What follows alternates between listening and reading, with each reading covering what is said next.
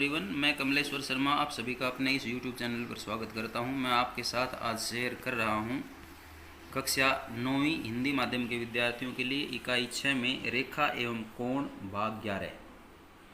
रेखा एवं कोण भाग 11। इसमें आज मैं 2 प्रमेय लेके आया हूं। ये प्रमेय बहुत ही महत्वपूर्ण है। यदि आप इन्हें अच्छी तरह समझना चाहते हैं तो इस वीडियो को अंत तक देखें और चैनल से जुड़ा रहना चाहते हैं तो इस चैनल को पहले सब्सक्राइब करें और फिर देखना प्रारंभ करें।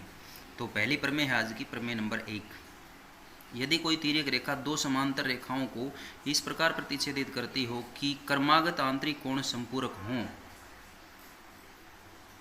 इसे सिद्ध कीजिए। फिर से देखिए एक बार।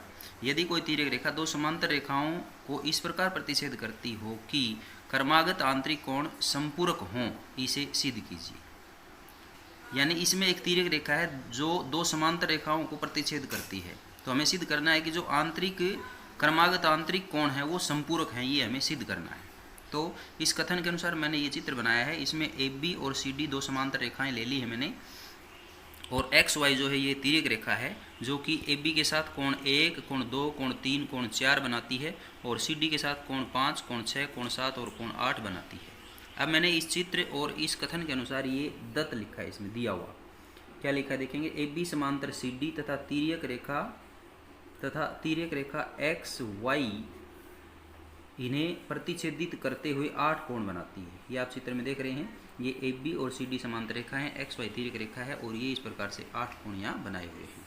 तो ये दत्त चरण पूरा हुआ। अगला चरण है साध्य। साध्य में मैंने लिखा है कोण 3 जमा कोण 8 बराबर 180। चित्र में देखेंगे आप, कोण 3 और 8 ये दोनों क्रमागत आंतरिक कोण हैं।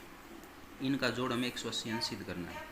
दूसरा जो युग्म है वो है कोण 2 जमा कोण 5 बराबर 180। ये इधर का है कोण 2 जमा कोण 5। ये आप देख सकते हैं, ये दाईं तरफ के हैं तिर्यक रेखा के और वो थे बाईं तरफ के।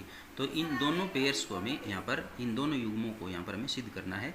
ये साध्य चरण पूरा हुआ। अगला चरण हमारा अंतिम चरण प्रमाण। और प्रमाण में मैंने लिखा है क्योंकि कोण 3 जमा कोण 2 बराबर 180 अंश ये रैखिक युग्म है, और इसको मैंने समीकरण नंबर 1 लिख दिया। कोण 3 जमा 2 बराबर 180, तो कहाँ है देखेंगे कोण 3 और 2। ये देखेंगे चित्र में, कोण 3 और 2 यहाँ है। AB रेखा है इसके नीचे की तरफ, तो ये रैखिक युग्म है, इसलिए कोण 3 और 2 का जोड़ 180 अंश है, और इसको समीकरण नंबर 1 लिख दिया।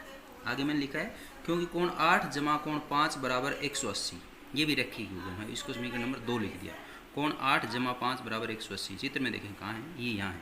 कोण 8 जमा कोण 5, ये CD जो रेखा है इसके ऊपर के कोण है, तो क्योंकि CD भी एक सीधी रेखा है तो ये ऊपर के कोण है, ये भी रैखिक युग्म बनाते हैं, इसलिए इनका जोड़ भी 180 अंश है।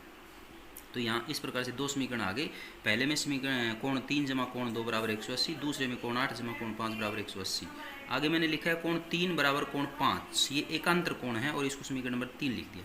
कोण 3 बराबर 5 एकांतर कोण, चित्र में देखेंगे कौन से, कोण 3 ये है यहाँ, और कोण 5 ये है। ये देखेंगे आप, तिर्यक रेखा के एक बाईं तरफ का कोण और एक दाईं तरफ का, और दोनों समांतर रेखाओं के बीच के हैं, तो इन्हें अंत एकांतर या एकांतर कोण भी कह सकते हैं। मैंने यहाँ लिखा है एकांतर कोण, कोण 3 बराबर 5, और ये समीकरण नंबर 3। आगे मैंने लिखा है समीकरण 3 से, यानी इस समीकरण 3 से कोण 3 का मान समीकरण 1 में रखने पर, जो कोण 3 का मान है, क्या है कोण 3 का मान, कोण 3 का मान है बराबर कोण 5। कोण 3 का मान समीकरण 1 में रख दिया, तो समीकरण 1 यहाँ ये है देखेंगे, तो यहाँ कोण 3 के जगह हम कोण 5 लिखेंगे, तो ये जो समीकरण 1 था ये इस प्रकार से बन जाएगा। जहाँ कोण 3 जमा कोण 2 था वहाँ हो जाएगा कोण 5 जमा कोण 2 बराबर 180 अंश। ये हो जाएगा कोण 5 जमा कोण 2 बराबर 180। चित्र में देखेंगे कहाँ है, कोण 5 और 2 ये वही हो गए हमारे क्रमागत आंतरिक कोण का एक युग्म, जो कि साध्य में ये यहाँ दिया हुआ है कोण 2 जमा 5 बराबर 180। ये यहाँ पर हमारा सिद्ध हो गया। अब दूसरे युग्म के लिए आगे मैंने लिखा है समीकरण 3 से कोण 5 का मान समीकरण 1 में रखने पर। अब उसी समीकरण 3 से ये कोण 5 का मान क्या है, कोण 3 से कोण 5 का मान समीकरण 2 में रखने पर, ये समीकरण 2 में रखेंगे, तो 2 देखेंगे आप कहाँ है, यहाँ है 2। कोण 8 जमा कोण 5 है, तो कोण 5 के जगह हम यहाँ रखेंगे 3, तो ये समीकरण इस प्रकार से बन जाएगा कोण 8 जमा कोण 3 बराबर 180। कोण 8 जमा कोण 3 बराबर 180। आप जो है ये साध्य में देखेंगे, कोण 3 जमा 8 हमें 180 सिद्ध करना था, तो ये हो गया कोण 8 जमा कोण 3 बराबर 180। ये दूसरा युग्म भी यहाँ पर पूरा हो गया, तो इति सिद्धम, ये प्रश्न पूरा हो, ये प्रमेय पूरी हुई। अगली दूसरी प्रमेय है प्रमेय नंबर 2। प्रमेय 2 है प्रमेय 1 का विलोम। जो एक प्रमेय है उसका विलोम, विलोम का मतलब उसका उल्टा, विपरीत। तो ये इसका कथन है, कोई तिर्यक रेखा दो अन्य रेखाओं को इस प्रकार प्रतिच्छेदित करती है कि क्रमागत आंतरिक कोण संपूरक हैं, तो दिखाइए कि ये दोनों रेखाएं समांतर हैं। यानी इसमें जो दोनों रेखाएं दी गई हैं जिन्हें तिर्यक रेखा प्रतिच्छेद करती है वो अब की बार समांतर नहीं है, उन्हें हमें समांतर सिद्ध करना है और उनके जो क्रमागत आंतरिक कोण है वो संपूरक है, यानी वो दिया हुआ है। तो मैंने इसके अनुसार ये चित्र बनाया है। इसमें ए बी और सी डी दो रेखाएं ले ली और एक्स वाई तिर्यक रेखा ले ली जो ये कोण बनाती है, कोण 1, कोण 2, कोण 3 और कोण 4 ए बी के साथ, और कोण 5, कोण 6, कोण 7, कोण 8 सी डी के साथ। अब इसके अनुसार मैंने यहाँ लिखा है दत्त दिया हुआ मैंने लिखा तिर्यक रेखा एक्स वाई दो अन्य रेखाओं ए बी व सी डी को इस प्रकार प्रतिच्छेदित करती है कि 8 कोण बनते हैं या निर्मित होते हैं, तथा 8 कोण बनते हैं। और आगे क्या दिया, कोण 3 जमा कोण 8 बराबर 180। कोण 3 और 8 का जो जोड़ है वो 180। चित्र में देखें कहाँ है, कोण 3 और 8, ये एक जो है क्रमागत आंतरिक कोण संपूरक बताया है इसमें, तो वो मैंने यहाँ लिखा कोण 3 जमा 8 बराबर 180। ये दत्त में आ गया दिया हुआ। अब साध्य सिद्ध करना है, ए बी समांतर सी डी, इस ए बी को सी डी के समांतर सिद्ध करना है। तो प्रमाण में मैंने लिखा है, क्योंकि कोण 4 जमा कोण 3 बराबर 180 रेखीय युग्म है, क्योंकि एक्स वाई एक रेखा है।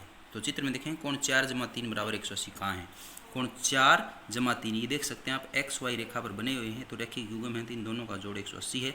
और इसको मैंने लिखा है यहाँ क्योंकि एक्स वाई एक रेखा है। आगे लिखा है कोण 3 जमा कोण 8 बराबर 180, ये दत्त है दिया हुआ है। कोण 3 और 8 का जोड़ 180 ये दिया हुआ है यहाँ दत्त में, कोण 3 जमा 8 180।